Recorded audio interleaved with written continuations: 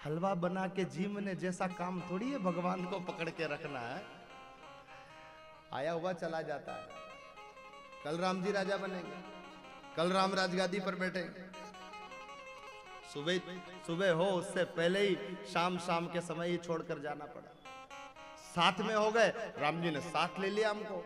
तमसा नदी के तट पर सोए, रात में नींद आई, थके हुए थे बेचारे, पैदल पैदल चल के आए थे राम जी के साथ। राम जी आधी रात में उठ करके छोड़कर निकल गए।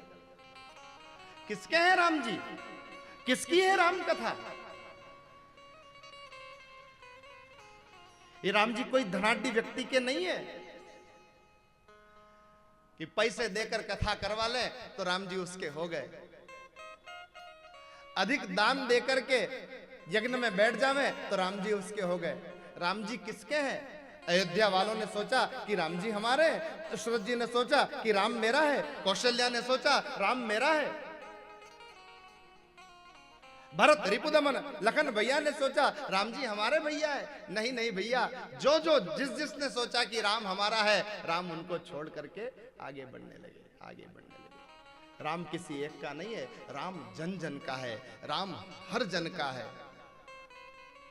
वो राम शिव का भी है, वो राम केवट का भी है, वो राम अहिल्या का भी है, और वो राम जो बरसों से सदियों से बैठे बैठे इस भारत के परिसीमन से बाहर लंका में बैठे बैठे राम का नाम ले रहा है और सोच रहा है कि कभी तो राम आएगा, कभी तो राम आएगा, कभी तो राम आएगा। उस विभीषण का भी राम है। तो जिन जिन को चरणों में अनुराग है राम जी के, एक लक्ष्मण भैया, उन्हें भी राम जी के चरणों में अनुराग है। चरण के सिवा कुछ नजर ही नहीं आता, दिखता ही नहीं। और एक विभीषण है जो राम का नाम तो लेते हैं पर द्वैत बुद्धि होने के कारण नाम तो राम का लेते हैं पर हित रावण का सोचते हैं। भैया हाँ विभीषण, बोले सीता जी को राम जी को सौंप दो और उनकी शरण हो जाओ, उनसे क्षमा याचना कर लो। अहित न होई तुम्हार, आपका अहित नहीं होगा। ये विभीषण की जो भक्ति है ना, वो हमारी भक्ति है। हम लेते हैं तो किसका नाम है? राम का, और हित किसका सोचते हैं? रावण का, परिवार का हित सोचते हैं। भगवान महादेव को जल भी चढ़ावे तो बच्चा पास हो जावे इसलिए चढ़ाते हैं। इतने सस्ते भगवान हो गए हमारे, इतने सस्ते।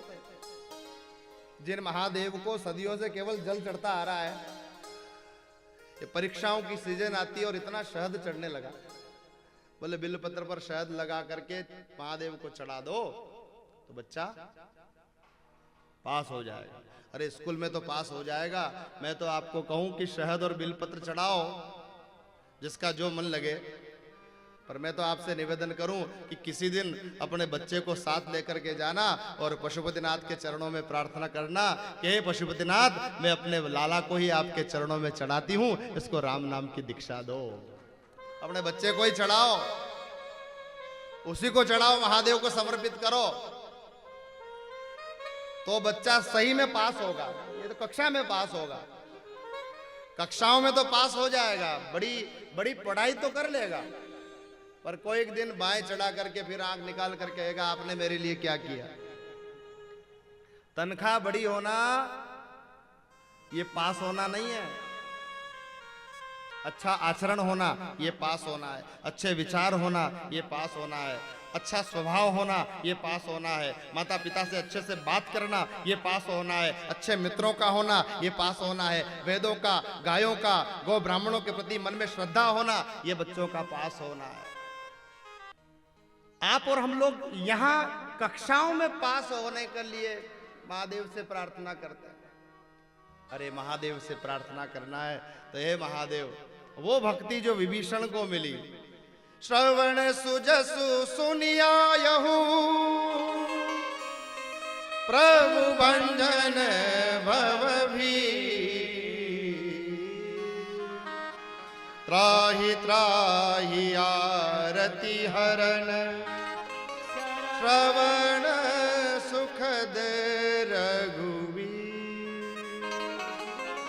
श्रवण सुजस सुनियायो प्रभु भंजन भव भी त्राहि त्राहि आरती हरन शरण सुखद रघुवीर। तो वो महादेव